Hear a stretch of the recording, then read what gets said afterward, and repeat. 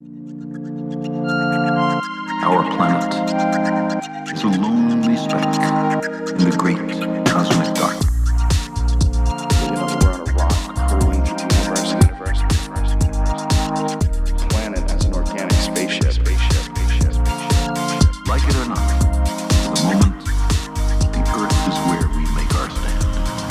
Hi, this is Chrissy. And I'm Marie. And you're listening to Alt.Pop.Repeat, A show where we get into the nitty-gritty around counterculture, alternative culture, and sync it up with what? with pop culture. Yeah, man. That's what we do. There we go. High five. Yes.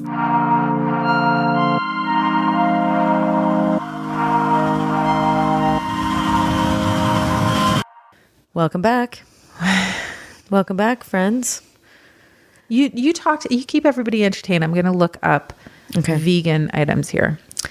So, as you can tell, our show today is about veganism / vegetarianism. I'll put that in there as well. And so Marie is going to quiz me because I don't know as much about vegan products as Marie does. So Marie's going to quiz me on what is vegan and what isn't vegan. All right. And then I have to guess. What Go. junk food items are vegan? Okay. We'll do some. I'm going to suck at this, but that's okay. There's some 20 accidentally vegan foods. Let's try this. This sounds fun. I like the accidentally. Quiz away. Okay. Okay. Here we go. Okay. Clear that through. So, Yeah. is this product vegan or not? Okay. Duncan Hines brownie mix. Vegan. Correct. Nice. That was a guess. Good job. How about fruit by the foot? Not vegan. Vegan. Really? Yeah, it's like fruit roll-ups, man. I was just thinking maybe the gelatin. Okay, this one's easy. Lay's classic potato chips. Vegan. Yeah. I was going to say, if it's not, I'm like, what is going into Lay's? Hershey's chocolate syrup. Not. Vegan. It's vegan. Really? Yeah. Interesting. This one I know you know this because we Gummy talked about bears? this earlier. Is it gummy bears? Well, it can be gummy bears. Yeah, it's not vegan. Yeah, those aren't vegan. No. Oreos. You told me, so I know. See, that one you know. That one's vegan. Jell-O cook and serve pudding. That's not vegan. It is vegan. It is vegan? Yeah. I thought gelatin, though, has some Well, animal byproduct. Jell-O pudding doesn't have gelatin in it. See, the Jell-O word caught me off guard. Yeah. So this is Jell-O cook and serve pudding pie filling. So the actual Pudding mix pie. itself is Yeah. vegan. Yeah. And then typically you would put milk in it, but if you're vegan, you don't have to put dairy milk in it. You can use non-dairy milk. There you go. It was the pudding pop pies. Isn't that like a Jell-O thing? Like totally butchered that. Yeah, that's not a thing. thing. But I mean, the thing is, It is now. There's a fun one here. How about bacon pieces? Like Bacon bites? Yeah, like Oh, bacon bites. Oh, those are fake. They're not real. Yeah, I was going to say that's artificial. It's Yeah. like crab meat. Like crab meat's not real. Yeah, Sorry to that's break poly- anybody's heart if they thought it was real. Well, crab meat from crabs is real, but But that not the crab meat is artificial, right? No. The artificial crab meat. Not the ones right. that you No, not I know vegan real any- crabs. In the California roll, clearly, well, It's not fake vegan, crab. but it's fake. It's fake crab. Right. It's fish, Right. but fake bacon is fake bacon. It's actually vegan. Yes. Bacon yes. pieces. Doritos. Ooh. There's how about spicy sweet chili nachos. Nachos, I'm going to say not vegan. No, those are actually vegan. Really? Yeah. Well, look at that. Yeah, Well, yeah. maybe now I actually did better than I thought I would. Yeah, you did really That's great. not that bad. So let's segue into our guest. Who's our Well, guest today, Marie? Our guest is one person. You could say that she is hot for food. Also, the name of her brand associated with her. It's Lauren Toyota, and she is a vegan. And she is a personality on YouTube. She's Yes. got a fantastic Instagram channel, also called Hot for Food. Yes. And she's got some cookbooks, doesn't she? Yes, she does. She has 2 cookbooks, but she has a new cookbook that's out called Hot for Food All Day, Easy Recipes to Level Up Your Vegan Meals. So get those because Lauren Toyota has the best vegan cookbooks and they have a lot of comfort food recipes in Like them. tasty. So good. I And it love- looks amazing and it looks as good as it tastes. So good. And our conversation with her about veganism was so interesting because we were able to explore what it is and how it came about and what it means and all of those really fun things. So Let's roll into the interview. yeah, And in the end, We sync it up.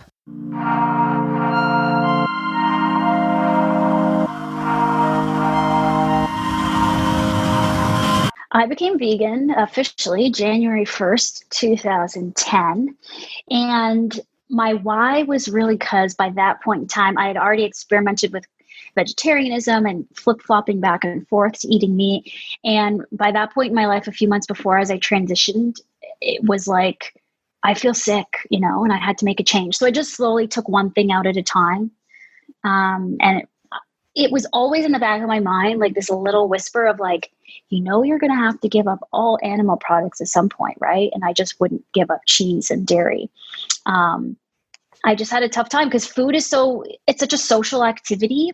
I love food and it's like hard to say no to things, Yeah. I felt like that's the thing I didn't want to do. I didn't want to be annoying and restrictive, but I eventually had to just change because my body was just yelling at me to do it. And a lot of people decide to be vegans because of we look at PETA and things like that for animals. Was that a big part of it as well too? Or was it just fully diet? Because you have other things like environmental issues that play a part of veganism as well too. Yeah, for sure. Those were there as well. I would say the loudest point was like health and well-being. I just always kind of felt like eating less saturated animal fat would be healthiest, I can remember thinking that very early on in my life, like as a young teenager, because that's when I went vegetarian. And to speak to kind of like more that underground reason, I think is like to be vegetarian at that time, in the 90s, it was the alternative lifestyle, right? Like it was the underground weird, it was the punk kids, it was the straight edge kids, it was like bands who were vegetarian or vegan. And I think that is truly where I heard about the influence. I remember like even Lisa on The Simpsons goes vegetarian. And like I remember those all playing a part in why I wanted to go vegetarian, because I never liked being the status quo. Like I was always like, if I was expected to be a certain way, I wanted to do the opposite. And I think that's where the decision about going vegetarian at like age 12 came from, was that alternative kind of movement and decision for sure. And then that just started to fizzle as I got older. And I think wanted to it's funny how you have different identities, right? Like I've always been that kind of alternative person, I would say. But in terms of diet, I think being influenced by people going to college is when I actually broke my vegetarianism. You're drinking, you're partying, you're like being lazy with your diet. And like, I fell right off that and started eating meat again. So, but I think, it started from that more pure place, like that more niche place, but activism wasn't something in my mind, but I always have loved animals. So it was like, I can't eat animals. I love animals. I have a special connection with them. And that played into it as well. Do you feel that being able to adopt veganism as a diet is truly a product of privilege? It's a good question. I do think it is, because I think to be exposed to that idea of that lifestyle comes with privilege to a degree. Obviously, I can't speak to diets around the world that are primarily vegetarian. I think the North American diet is very anti-vegetarian and anti-vegan, but if you go to, other places in the world, they're eating primarily plant-based. So that's like one way where you're exposed, and I can't speak to that. But in North America, I do think, there is some level of privilege one has just to even be exposed to it, Two, though, my butt comes in because you don't have to consume a vegan diet that oozes privilege. You don't have to. A lot of the base foods, we're talking about Indian food and food from other cultures, is primarily legumes and grains. So you can, in fact, eat cheaper on a vegan diet if you have the knowledge, which sometimes comes with privilege, to be able to shop and cook that way. And when you don't get raised that way, then you think, what the heck? It seems so foreign and weird to you to have to cook beans from a bag and all these types of things we're just not used to, right? So I think there's two sides to this. But again, I think there's a big chunk of it that has to do with knowledge and education and, like I said, exposure to the lifestyle. The product thing, I mean, I can see why products are more expensive because there's less demand. When you've got everybody consuming chicken like it's, at the rate that we do, and beef at the rate that we do, they can make sure that it's cheap, not to mention it's subsidized by the government because it's all a sham. So Okay, you can't. It's all a sham. So why is it all a sham? And then continue on. Well, I mean, there's a lot of money to be made in animal agriculture, right? And this is why it's subsidized by the government. And I mean, I can't speak to every factual piece of information regarding this argument, but I'm hip to this system that we're part of. We're cogs in this system of like consuming meat because I watched these documentaries and I read books. And that's like, once I started transitioning to a vegan diet, that's what I was consuming. And it was like solidifying my decision to go vegan. It was like, I don't want to use my money and use my vote with my purchases to contribute to this awful, cruel system. That we are brainwashed into being a part of, by being told that milk does a body good and you need to eat X amount of grams of protein that comes from a cow. Like all of these are lies. So, part of my mission is like now spreading that information and trying to just be a better citizen by not using my money or my privilege to contribute to these awful systems that disenfranchise people like farmers and poor communities, you know what I mean? Because of environmental reasons and animal factory farming runoff and stuff like that. Right. I just gave you a whole bunch of things to think about. But to go back to the product thing, there's less demand. So they have to have the price points higher for now because the ingredients cost more. They're using things that aren't in all of our regular everyday products. But the more demand, the cheaper they will become. It's really interesting because like now we see these products, meat alternatives and meat substitutes, or I like to call them fake meat, is really, it's something I've been so fascinated with. I mean, Chrissy and I have talked about the introduction of Impossible Burger, Beyond Beef. Those are two Light Life. There's like a lot of brands that are coming out with very good meat substitutes. And they're being carried in mainstream fast food restaurants, like in Canada at A&W. I believe Burger King has Impossible Burger. McDonald's to date has no burger. Soon. But they're all getting adopted into like mainstream. People are starting to gravitate towards meat alternatives. And to Chrissy's point, in some cases, like a fake chicken cutlet tastes pretty similar to a processed chicken cutlet, but there is so many more nutrients in it. So if the change is happening, why do you think that change is happening, and why do you think it's happening now? Is it the products or the people? I think it's the people and the demand, and bigger than that, tech, right? Like technology has affected every aspect of our lives in terms of ingenuity and evolution and progressiveness. And so it was only, technology's always been used in food, but I think for sure to be able to have more sustainable sources of food and feed more people and think about the environmental impact that factory farming that people have known for decades and decades is problematic, but we've been very good at compartmentalizing and ignoring that. Finally, due to really a handful of amazing genius people having great ideas. I mean, that's how our society propels forward. They've implemented those same kind of tech ideas into food. And that's where you get Impossible and Beyond. And I love it. Like, I think from the time I went vegan, 2009, 2010 till now, the drastic difference of the vegan landscape is so crazy. And I would say just even in the last 3 to 4 years of my vegan lifestyle, that's when it's really picked up this momentum.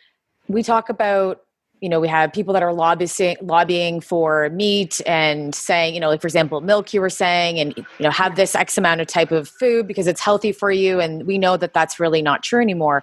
Do you think that vegan lobbyists are doing the similar thing in context of fast food? Because a lot of people that I say, like when I talk to them, I go, I love a Beyond Meat burger. Don't get me wrong. And I think they're a really great alternative too. But they think it's healthy. People think it's something that they can consume all the time because it's really healthy for them. Not in context being vegan, but what's in the product. They don't realize that there's not all of those products, and there are different types of vegan products, I would imagine, and you can tell me, Lauren, if not, that some are healthy and some aren't healthy.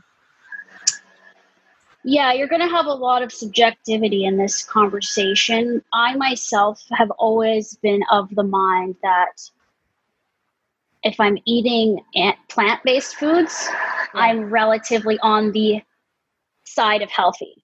You're on the ladder. Even if it's full of fat, of fat, it's not saturated animal fat. Yeah. Not to mention the bigger picture of health, which is how does my choice not just affect me, but what is the ripple effect of my choice, which is the health of the environment. And so I look at health. I don't like the word healthy or health. I don't use it, but it's much more a holistic view like that in terms of the effect that my decision has on everything else. And so my kind of general umbrella rule is like, if it's vegan, eat it and support it and don't worry about it. But of course you can't eat a burger every day. And so you can't eat a vegan burger every day. It's all about balance. I don't know where this messaging of vegan being healthy really came from, but I too fell into that trap of when I first started to go vegan, I was eating uber healthy, nearly raw, because that was all of the information that was available, was eating raw food. Yeah. Those were the cookbooks. Those were the only couple restaurants available were raw food restaurants. So you'd have raw cashew cheese, dehydrated flax bread, really crunchy shit that like is great, but I do not want to eat that every day. No. And I fell into that trap at the beginning. And so it's hard to say, like, where's this messaging coming from of like eating a McDonald's plant-based burger or an A&W plant-based burger is healthy. But I would say it's the healthier choice. It's the healthier choice. And if you want to eat a burger, as you should, and you deserve it, just make the healthier choice. Like, because I know that the term vegan there was a stigma behind it, and then it's been considered negative. Now we're going more positive, but there's this fight between meat eaters and vegans now. And that always when you're a vegetarian or a vegan, you're crucifying the meat eaters.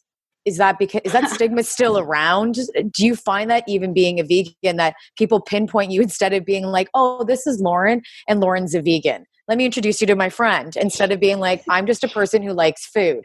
So do you still feel that stigma is stuck? Yeah. Because of that? I have to explain myself constantly still. And that's okay because at least because for me, I look at it as a education point, and I've really worked hard at making sure that I do it in an approachable, non-judgy way, because I'm not going to help anyone by being that way.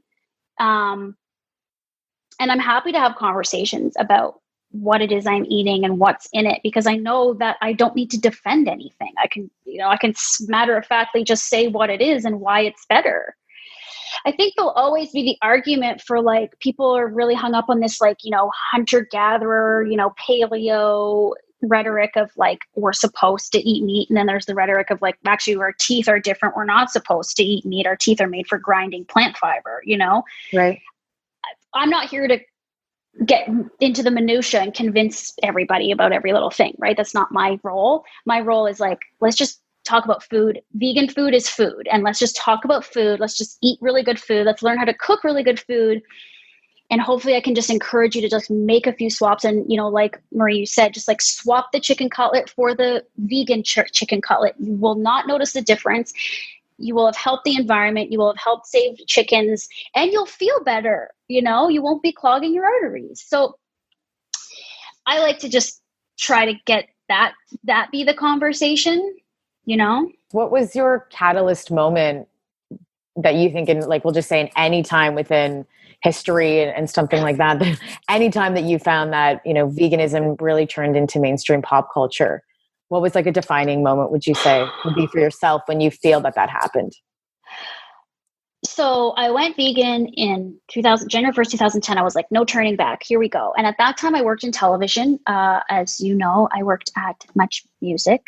Later that year, I started working at Much Music, actually. So I was very hush about my veganism. I hadn't even gotten on Instagram yet. I didn't get on Instagram with Hot for Food until 2012. So I was hush about it. I thought, you know, there's the TV me and there's the vegan me. They don't need to intermesh. I don't need to talk about it. I don't need to get on my soapbox now that I'm a TV host and do that.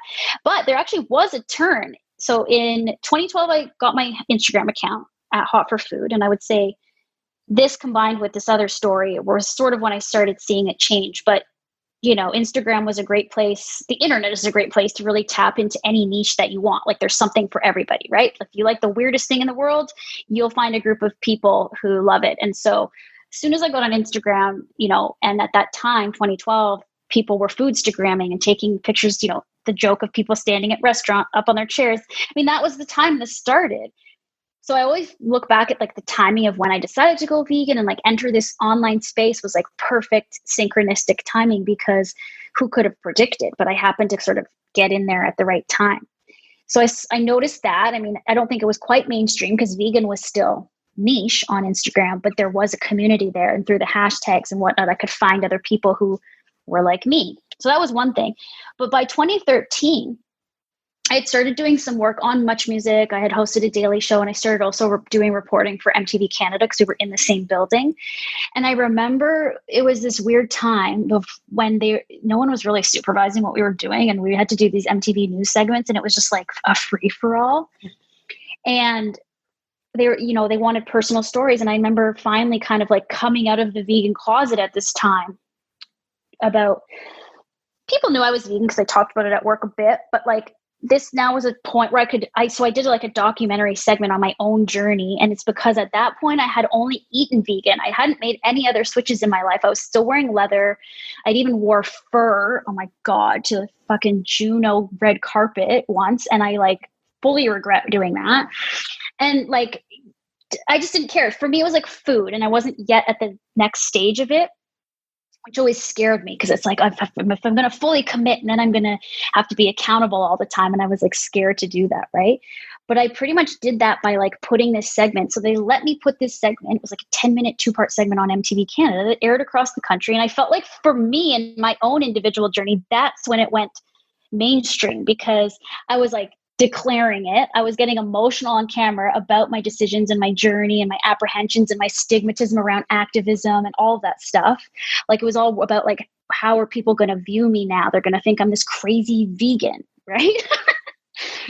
But I felt like by going on television and having the opportunity, and for even like having them let that go to air was huge, I feel like. And I remember it connected me to the activism community, and I made so many friends in the community by doing it. And I felt like I just opened this whole other door. And that's when Hot for Food started to really become a bigger part of my life. And just that let me like walk through and own it, you know, and go for it.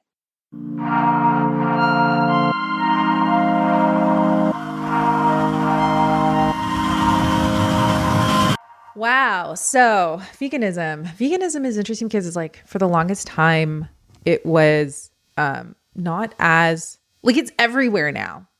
It's everywhere now. Everyone is somewhat of a vegan. The reason why I say that, Everyone is somewhat of a vegan, because let me find this. It's in my notes. Well, for us, I don't know about Americans, but the Canadian Food Guide says that recommends that we should eat more plants, less meat.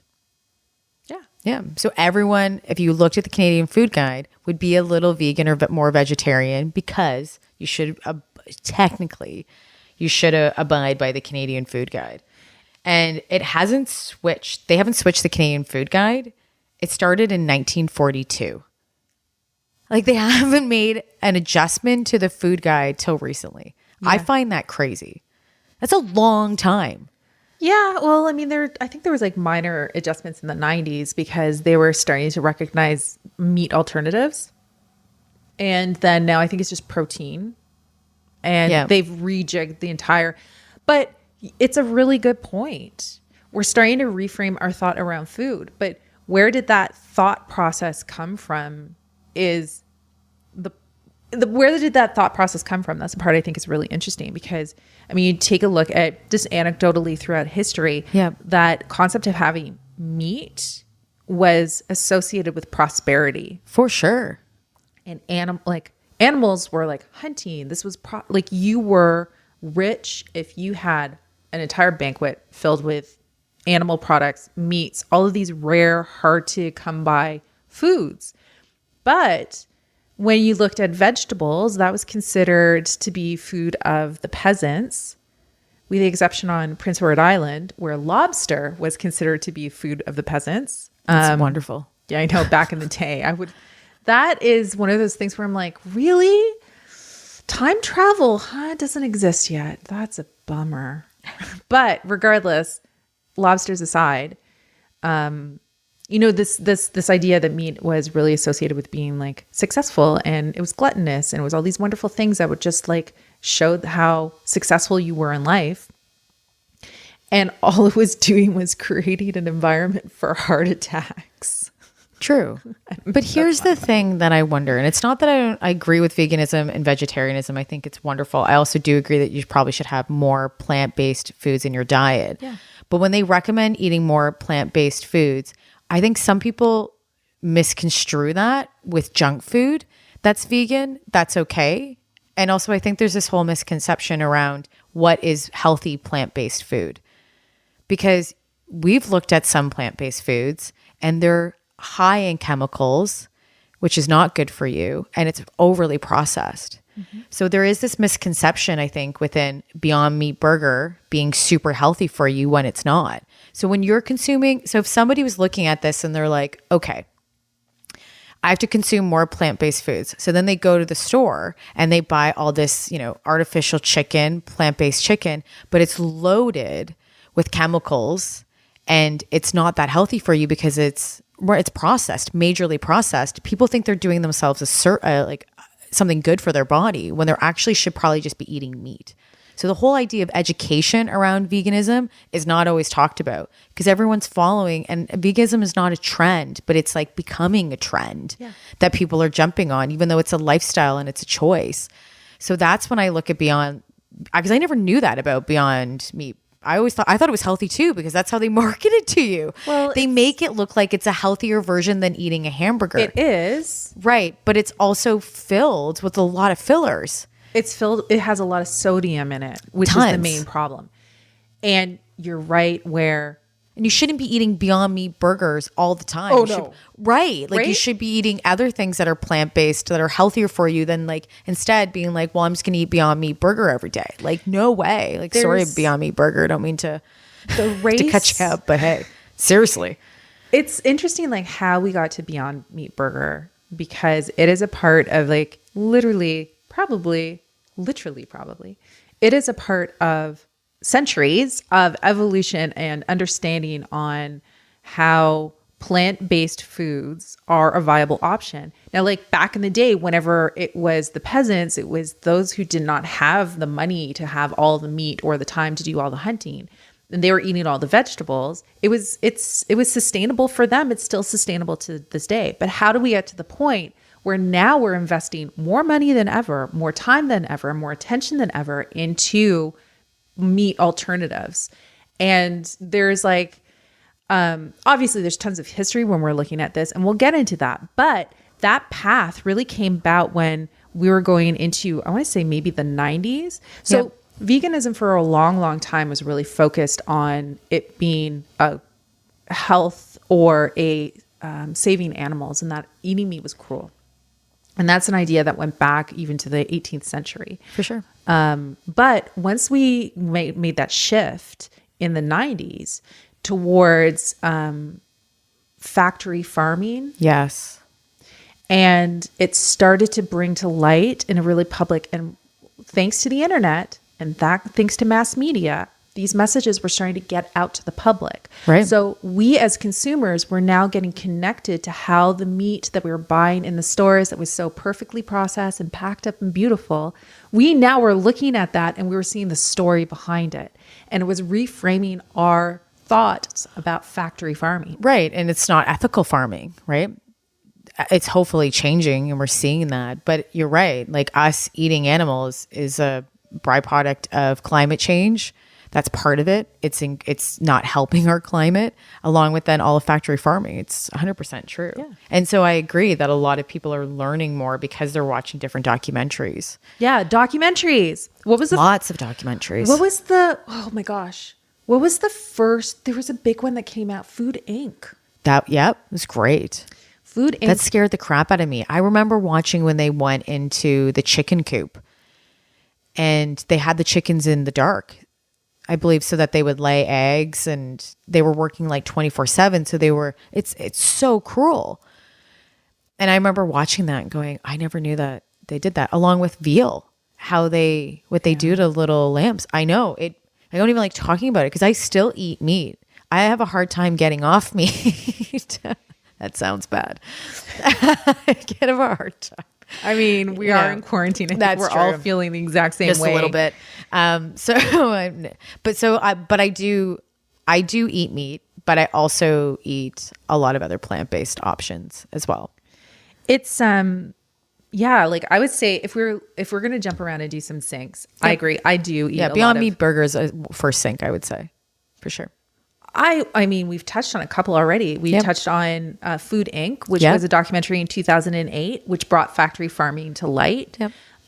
We touched a little bit about the shift on thinking about how eating animals is cruel, and not eating animals is saving animals from cruelty and certain death. So that's the kind thing to do, which I think is where a lot of people sat in the 90s. Yeah. The fake fur campaigns, I would rather die than wearing fur from PETA. Yep. It was a campaign that PETA came out with.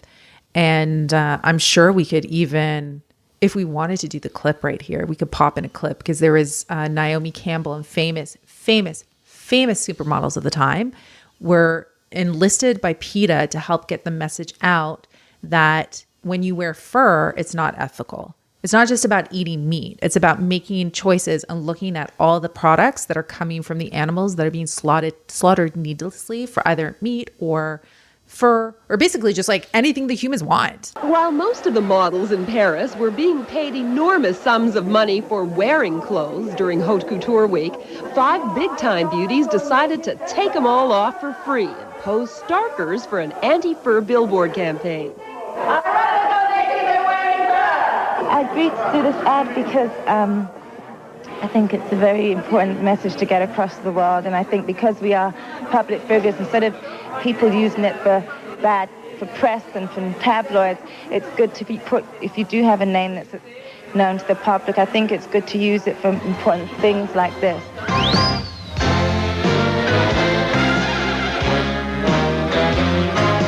The campaign, sponsored by the American-based anti-fur group PETA, began last month with supermodel Christy Turlington shedding it all for the cameras.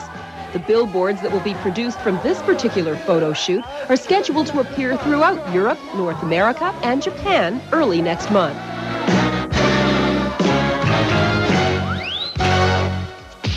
So here's my question to that.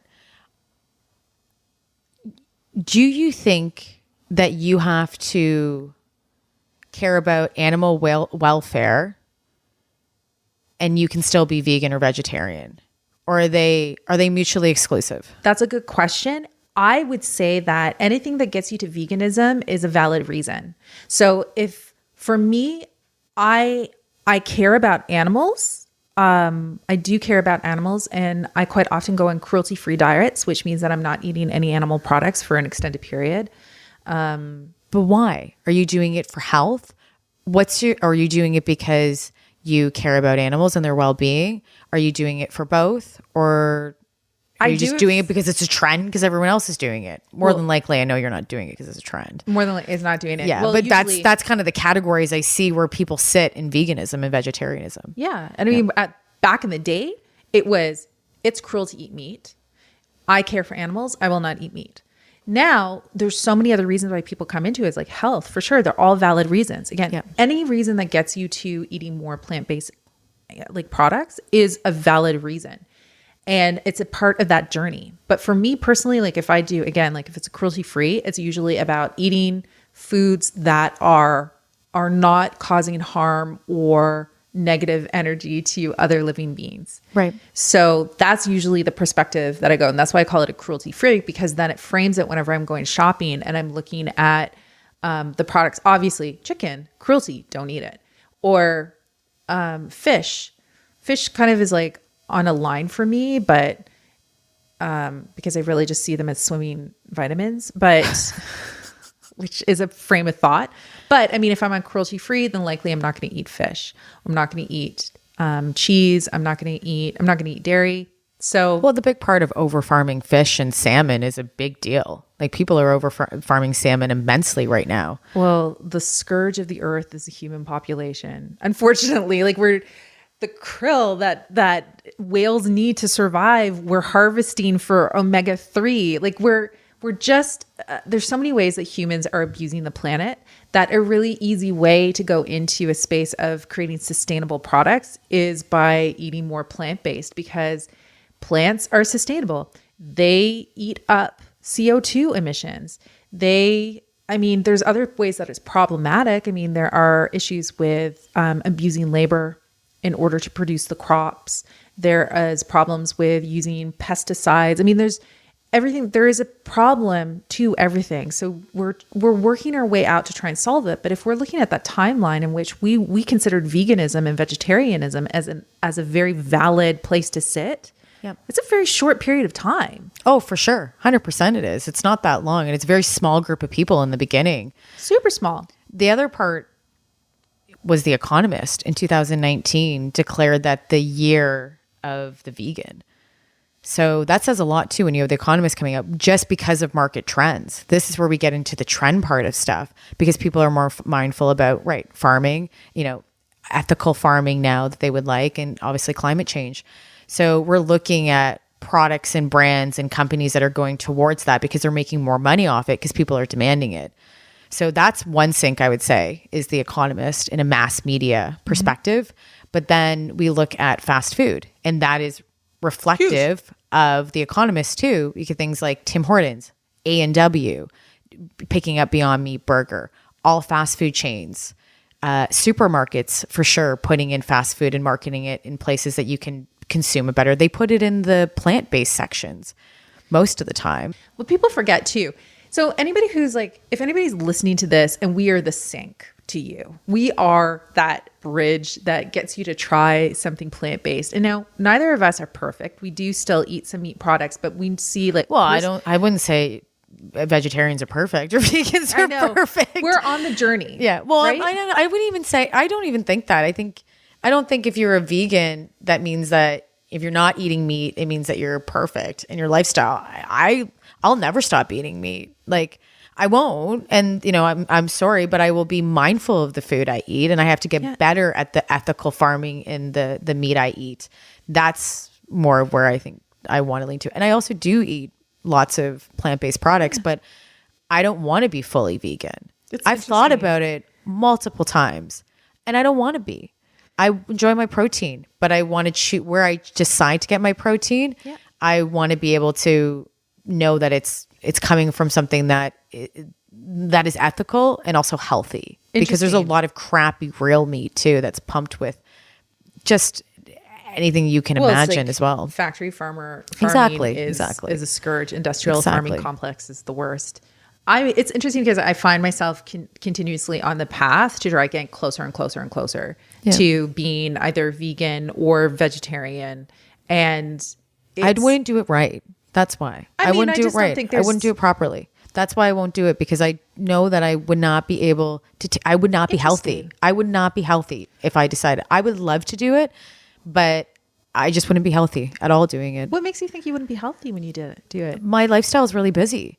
So I have to know that I'm pumping in enough protein into my body and nutrition outside of meat substitute or outside of meat, and knowing that I'm getting that good balance. Right. And I don't know how to do that yet. I would really need a lot of education, and I would need someone to teach me. Like, I've actually called a friend and said, can you take me to your vegan grocery store, and I want to watch you shop? I'm not even joking. Yam chops. Yeah, I want to see you shop and how you shop, because he's actually a really healthy vegan. It doesn't mean that vegans aren't healthy and that vegetarianism isn't healthy.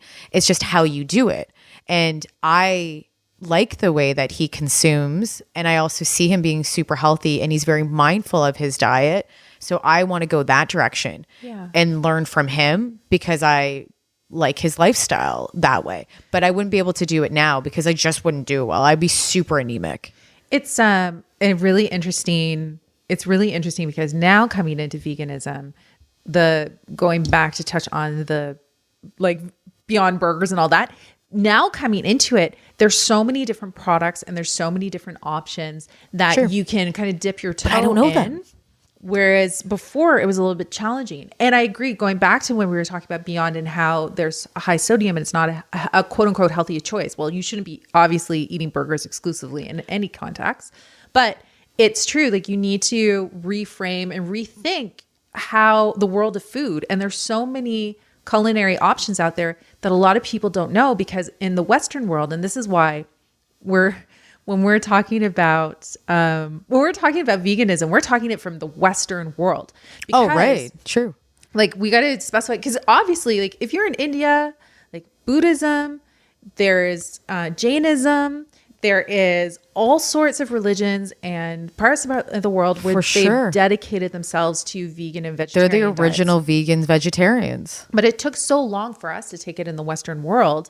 And I mean, it flipped back and forth by being like, okay, we're not going to do this because we don't want to be causing suffering to animals, which was like an 18th century proposition.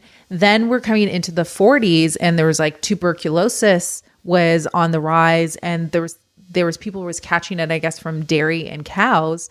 So they suggested, this is in Britain, that a vegan lifestyle was protecting people from tainted food and tainted food products. So veganism was kind of introduced then to a small degree.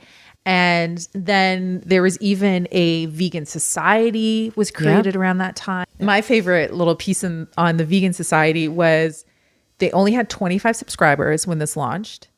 And it started with 3 months after the term was coined it was 1944 by a British woodworker named Donald Watson. And he needed to create a term that separated people that did not eat dairy and eggs, because he had determined that vegetarians did. And that is also tuberculosis was found in the dairy. Veganism was shared as an option to protect people from the tainted food. They put out a newsletter. It only had 25 subscribers, but 3 months in, they had to tell people that it's pronounced vegan, not vegan. And I don't know why, but I love the idea when people are looking at the word and there was like, vegan. I'm a vegan. Excuse me. I'm sorry. I don't eat dairy or eggs. I'm a vegan. Thank you. They were very specific about the phonetic spelling. It's good though. And then he died at age 95. He lived a ripe old age. In 2005, he passed away. And at that time, there was 250,000 self-identifying vegans in Britain, 2 million in the US. Wow. And in 2005 also was probably one of the first years of the celebrity vegan, the Woody Harrelsons, the Fiona Apples. They started to come out and just being like, hey, here I am. I'm loud, proud, and vegan. I think a lot of celebrities that helped push that movement. Arnold Schwarzenegger. Also, he was he's one of the first bodybuilders that I know of that became vegan. And now he's still bodybuilding, and that's all he has. He's an animal based animal. He is an animal. He is a carbon based vegan. Yes. It's a big one. But yeah, the celebrity movement of veganism for sure, and vegetarianism immensely pushed it into pop culture. Can you think of other celebrity vegans besides Arnold Schwarzenegger? Ellen. She's a vegan. Yeah, Portia de Rossi is as well. Yeah. Joaquin Phoenix. Oh, I didn't know that. Yeah, well, he did a whole thing about animals and being vegan when he accepted an award for, I think, The Joker. Oh. Natalie Portman. Liam Hemsworth. He's a hottie. Woody Harrelson, obviously, we just said. Pamela Anderson, a good Canadian. Yes. Erica Badu, Moby. Brian Adams, Steve-O. Oh, there we go. Yeah. Interesting. So, I mean, it goes on. Like, it is, I mean, it's mainstream. Veganism is mainstream. So I'm going to segue into that because most of these people are on TV or in film. Let's back up. I backed up. Beep, beep, beep, beep. Backing up. Beep. So the stereotype in mainstream media of a vegan or a vegetarian usually is killjoy, unattractive hippie, weak, feminized, sentimental moron. Those crazy vegans. Here's some terms and some words that usually are words that describe being a vegan when you're on TV. Some of those celebrities that are vegan, though, in real life are not, maybe some of them are like that, but they're not portrayed as that as people. But within television, that's how they're generally portrayed. So we look at the past decade of television, all of the ways that we have talked about someone being a vegan or a character that we've created or the archetype of the character is usually negative. So Lisa Simpson, that's the clip I want to play right now. I will take your Lisa Simpson clip. And when we're done, I'm going to raise you. Okay. So the Lisa Simpson clip is her, it's just a quick clip of her being with a group of friends and what they say and how they refer to Lisa as being vegetarian, because she's not a vegan, she's vegetarian. She might turn into a vegan later on, but she starts as vegetarian. So I'm gonna pop it in right now. Look, it's Mrs. Potato Head. She has a head made out of lettuce. I can't believe I used to go out with you. Are you gonna marry a carrot, Lisa? Yes, I'm gonna marry a carrot. She admitted it! She admitted she's gonna marry a carrot! I can't believe it! Love The Simpsons, always. That showing, first of all, that those stereotypes around Lisa Simpson and her being vegetarian and how that it's not looked upon very well amongst people.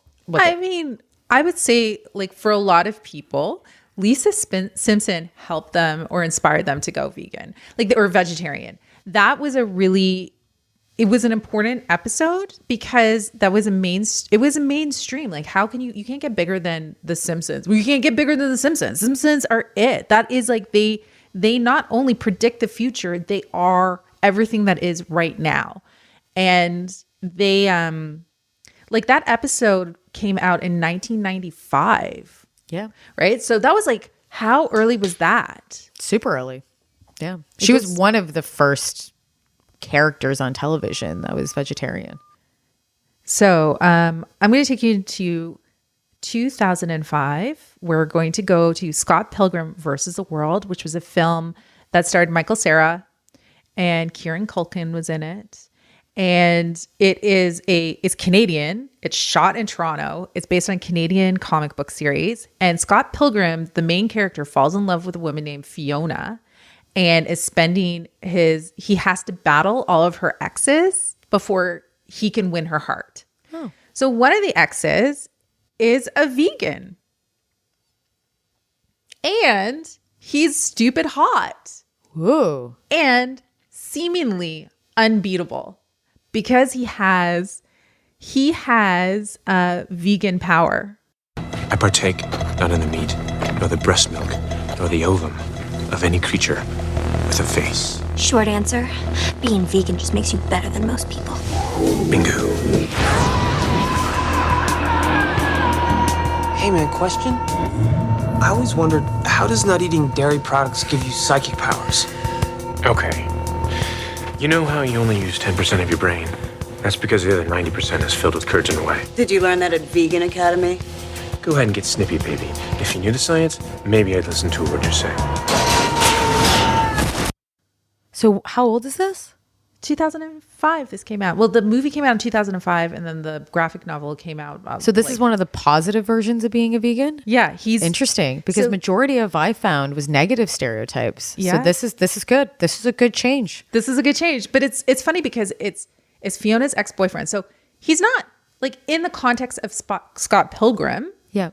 He is an antagonist, but I mean, really, like Fiona fell in love with somebody, they dated. I mean, if you're somebody's ex, you're neither good nor bad. You're just a human. It just, the relationship didn't work out. Right. But then you see these people, they still have fondness for her. And so Scott has to battle him. And so he uses his veganism. He has to use veganism superpowers. Yeah. And then you have to see like, how does Scott beat the vegan? Because the vegan is omnipotent. He's the omnipotent one. You're like, okay, it's all over for Scott.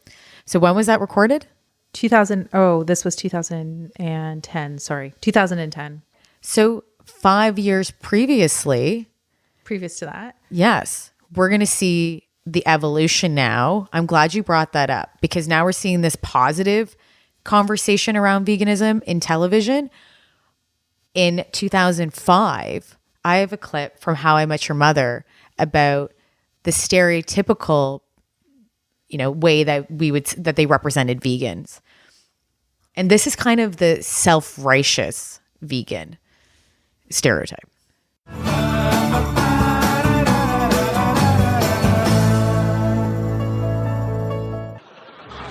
The lamb here is supposed to be great. Oh, I'm a vegan. I wish I could tune out that moral voice inside me that says eating animals is murder. But I guess I'm just not as strong as you are. That's because you need protein. I'll have the lamb.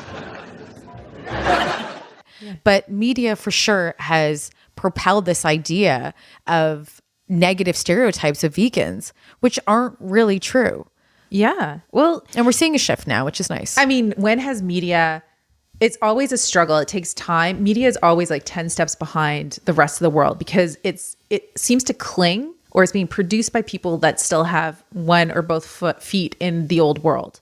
So there's an interesting, there's that show, American Gods, where it's the old gods versus the new gods. And I look at that in terms of media where online, social media can be very destructive in so many ways, but it gives you access to so many different opinions and so many different perspectives and so many new pieces of literature that it really expands your horizons and makes you consider like so many other things. Like sure. YouTubers too. There's so many vegan YouTubers. So you have access to this whole world of veganism and vegetarianism that didn't exist before. But then when you're watching sitcoms, the people that are producing that or the people that are in charge of getting that on television probably still have antiquated ideas on what it is to be a vegan. And at the same time, so like on a personal level, just to go out, like if you go out in the world and you're proud of being vegan and you want to tell everybody and you're self-righteous, who cares? That's you. That's your life. That's not a reflection on me. You get it.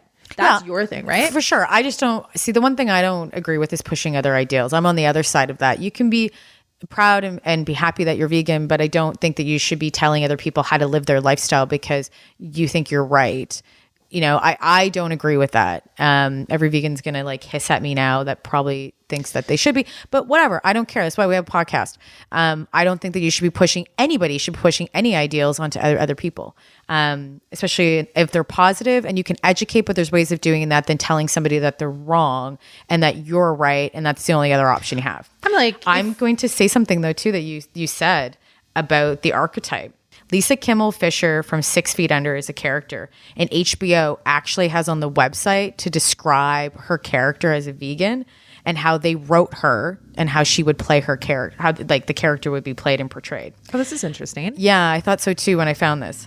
So what they write about the character is a strict vegan whose wardrobe consists of baggy dresses, overall and clogs. She didn't go to the movies because film, which is processed with gluten from animal hooves, contributes to the global slavery of animals. And when she wanted to get rid of ants in her kitchen, she sat on the floor and politely asked them to leave. That's how they wrote her That's how they wrote her character. That is her character description. For her to play in the show 6 Feet Under. Because the only possible and reasonable character description for somebody who wants to be vegan has to be an extreme hippie persona character. Like you cannot be a normal person normal that's vegan. Apparently not on television. Let's wrap this show up. Let's wrap it up. I'm going to wrap it up with, let's do our little things. And I'm going to wrap it up with a song that you might not know is an animal rights song. Oh, okay. So that's a fun We're little close piece out of with trivia. That's good. We'll close out with the Animals Rights song. So, but before PETA we would be go, proud. Yeah. we encourage everybody to reach out to us at any time because we would love to hear from you. You guys are a joy, a delight. You make us happy. Thank you for listening to our show. Go to Alt.Pop.Repeat.com. Follow us on Instagram, Twitter at Alt.Pop.Repeat. You can go to Facebook at Alt.Pop.Repeat Podcast. Donate to us on Patreon. Please. Show us the money. And don't forget that you can come and check us out on Clubhouse. We have a club there, Alt.Pop.Repeat. You notice there's a trend with everything. Everything's Alt.Pop.Repeat. Google Alt.Pop.Repeat. If you just land on Alt.Pop.Repeat.com, it'd be fine. And join us on Clubhouse. We're going to be hosting regular chats there. And you might get to meet up with some of the guests from our show. You'll definitely see us. Mm-hmm. And we'll have a good time.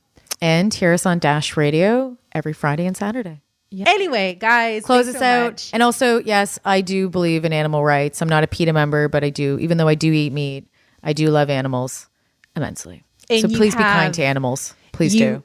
You have introduced me to meat substitutes that I wouldn't have necessarily considered. Those chicken nuggets are amazing. Chicken nuggets, and let's not forget that smoked Gouda. Cheetah. You know who the smoked cheetah, the smoked Gouda. The smoked Gouda is actually Lauren Toyota introduced to me to smoked Gouda. I didn't know there was such thing as smoked Gouda until I watched her stuff, and then I found the smoked Gouda. So that goes back to Lauren. So good. We killed that entire. It was so. It tastes exactly, and that's the other thing too. If people don't know, there's so many cheeses that are vegan cheeses that taste like real cheese, and everything is good. You can even melt it on nachos, and it melts like cheese. We're going to be like talking about food, and it's just going to fade out as Stand By You fades in. That's a vegan song? Yeah, it's an animal rights song. It's a song that was done in... close us out with it, Marie. Yeah, that's... Well, I'm not swaying it. I was just saying, like, if we were talking about like vegan foods, and then we just fade it out while we're talking about the vegan, and then we fade into the song because we had already teased that we're gonna. Bye. Bye. Love us. Bye. Love us. I'll stand by you. I'll stand by you.